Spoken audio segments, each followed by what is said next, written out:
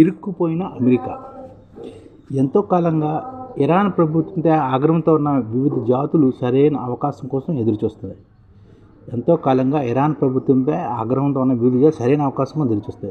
వాటిలో Iranian కుర్దుల group ఒకటి.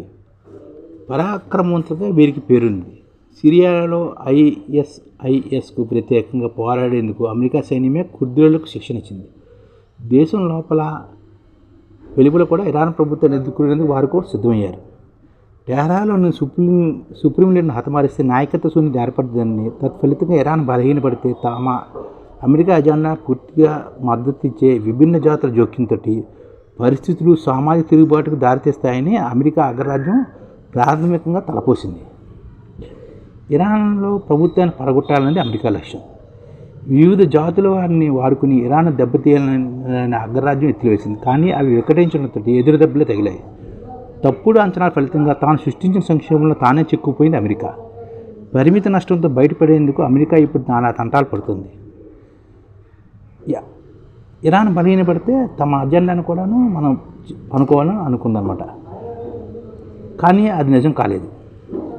అప్పటిదాకా ప్రజాదరణ కొరవైన ఇరాన్ ప్రభుత్వం యుద్ధం కారణంగా ప్రజల మద్దతు సంపాదించుకోగలిగింది. దాంతో అమెరికా, ఇజ్రాయెల్ ఆ ప్రాంతంలో అనుకూల పక్షాలతో కలిసి భూతాల దాడులను మొదలుపెట్టగలనే దిశగా ఆలోచిస్తున్నాయి. కుర్దులు, బలూచుల సాయంతో ఇరాన్ జనాభాలో 10% దాకా ఉండే కుర్దులు ఇస్లామిక్ ప్రభుత్వం కూలదోయాలని ఎంతోకాలంగా ప్రయత్నిస్తున్నారు.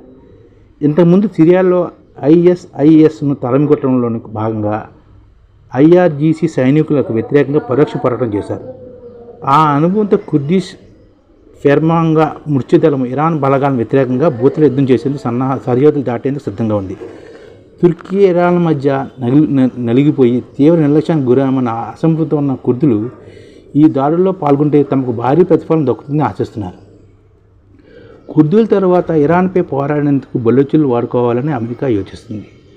వీరు పాకిస్తాన్కు వ్యతిరేకంగా స్వతంత్ర పోరాటం చేస్తున్నారు. అయితే ఇరాన్పై భూతుల దాడుల కోసం బలూచులు లేదా కుర్దులు రంగంలో దిగితే ఆ ప్రాంతమంతా గందరగోళం చెలరేగిపోయే ప్రమాదం ఉంది.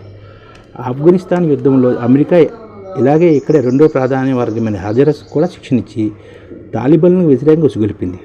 వారు 20 ఏళ్లకు పైగా పరస్పరం దాడులు చేసుకున్నారు. చివరికి అమెరికా వెనుదిరిగా అస్థిరమైన శాంతి ఒప్పందం చేసుకున్నారు. అగ్రరాజ్యం ఏమో ఒకప్పుడు తాను ఉగ్రవాదులుగా ముద్రవేసిన తాలిబాన్లతోనే ఒప్పందం చేసుకుని పాలన వారికి అప్పగించింది. తాలిబాన్లు తమ శ్రేణులను ప్రాథమికంగా మత పాఠశాలల నుంచి తీసుకుంటారు. అదేవిధంగా ఇరాన్ ప్రభుత్వం తన బలగాల్లో ఎక్కువ మందిని స్థానికంగా ఉన్న రెండో ప్రధాన మత కేంద్రాల నుంచి చేర్చుకుంటుంది. మత సంస్థలకు నిధులు సమకూర్చే వాణిజ్య వర్గాల్లో ఇరాన్ ప్రభుత్వం బలమైన పట్టును కొనసాగిస్తుంది. కాబట్టి స్థానిక భూభాగాలపై గట్టి పట్టు ఉన్న కుర్దిషులు రంగంలో దిగి భూతల పోరాటం అంత తేలికేమీ కాదు. దీర్ఘకాలికంగా పాకిస్తాన్పై పోరాడుతున్న బలూచులు అమెరికా మద్దతును ఆశిస్తున్నారు. గతంలో సిపిఐను వ్యతిరేకించి చైనా ఇంజనీర్లపై పలుమార్లు దాడులు కూడా చేశారు. అలా వారు అమెరికా దృష్టిలో పడిన పాకిస్తాన్ ఆగ్రహానికి గురయ్యారు. ఇరాన్కు వ్యతిరేకంగా బలూచ్ యోధులను వాడుకోవాలంటే ప్రతిగా అమెరికా వారికి ఏదైనా హామీ ఇవ్వాల్సిందే. అలా ఏదైనా వాగ్దానం చేస్తే పాకిస్తాన్ దూరం చేసుకోవాల్సి వస్తుంది. మరోవైపు భూతల యుద్ధంలో బలూచులను దింపే విషయంలో ఇజ్రాయెల్కు మాత్రం ఇలాంటి సమస్యలేం లేవు. సుప్రీం లీడర్ మరణంతో ఇరాన్ విచ్ఛిన్నమవుతుందని అమెరికా ఊహించింది. కానీ అక్కడ అసంతృప్త వర్గాలన్నీ వీధుల్లోకి వస్తాయని, ప్రభుత్వాన్ని కుప్పగొలుస్తాయని భావించింది. అయితే వాస్తవికంలో అందుకు విరుద్ధంగా జరిగింది. ఇరాన్ నుంచి ప్రస్తుతం ఎదురవుతున్న ప్రతిఘటన అమెరికా ఊహించలేదు. ఇరాన్లోని సంక్లిష్ట భూగోళ పరిస్థితుల్లో భూతల యుద్ధం అయితే మరీ కష్టం. అమెరికా, ఇజ్రాయెల్ అందుకు తమ సొంత సైన్యాన్ని పంపించాలనుకున్న వ్యూహాత్మకంగా అది సరైన ఎత్తుగడ కాదని నిపుణులు స్పష్టం చేస్తున్నారు. భూతల యుద్ధం చేయకుండా, ప్రజాందోళనలు లేకుండా ఇరాన్లో ప్రభుత్వాన్ని మార్చడం అంత సులభతరం ఏమీ కాదు. ఇరాన్ తన మనుగడ కోసం పోరాడుతుండగా అమెరికా మాత్రం స్వప్రయోజనాలపై తప్పుడు అంచనాలతో తాను తీసుకుని గోతులు తానే పడింది. ఇప్పుడు ముందుకు కదలలేక వెనక్కి వెళ్ళే సంక్లిష్ట స్థితుల్లో అమెరికా కూరుకుపోయింది. ఇది ప్రస్తుతం అమెరికా పరిస్థితి అన్నమాట. ఈ విధంగా అమెరికా ఏమనుకుందంటే ఇరాన్ని అక్కడ ఉన్న జాతులతో స్వాధీనం చేసుకోవాలనుకుంది. కానీ అది జరగట్లేదు. ఇది అన్నమాట పరిస్థితి. ఈ ఛానల్ ముఖ్య ఉద్దేశం ఏంటంటే మన తెలుగు రాష్ట్రాల్లో 1 కోటి మందికి సంఘటిత రంగాల్లో ఏ విధంగా ఉద్యోగాలు ఇవ్వవచ్చు, కనీస నెల జీతం 30,000 వరకు ఏ విధంగా ఇవ్వవచ్చు, ఏ విధంగా చేస్తే ఉద్యోగాలు సృష్టించబడతాయో వివరిస్తూ ఈ ఛానల్ వీడియోలు వస్తాయి. అలాంటి వీడియోలు మీకు కావాలంటే మన ఐడిఎఫ్ భాస్కర్ ఛానల్ని సబ్స్క్రైబ్ చేసుకోండి. ఐడిఎఫ్ అంటే ఇండియన్ డెవలప్మెంట్ ఫోర్స్. ఈ వీడియోలు చూసిన తర్వాత మీకు నచ్చితే లైక్ చేయండి, మీ ఫ్యామిలీ మెంబర్స్కి షేర్ చేయండి, మరియు మీ ఫ్రెండ్స్కి షేర్ చేయండి. Thank you. నమస్కారం.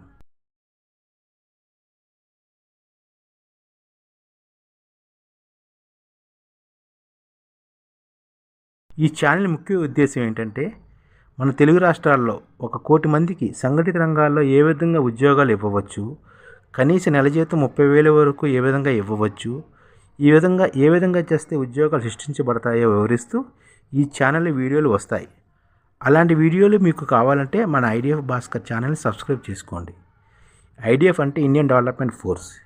ఈ వీడియోలు చూసిన తర్వాత మీకు నచ్చితే లైక్ చేయండి, మీ ఫ్యామిలీ మెంబర్స్కి షేర్ చేయండి, మరియు మీ ఫ్రెండ్స్కి షేర్ చేయండి. Thank you. నమస్కారం.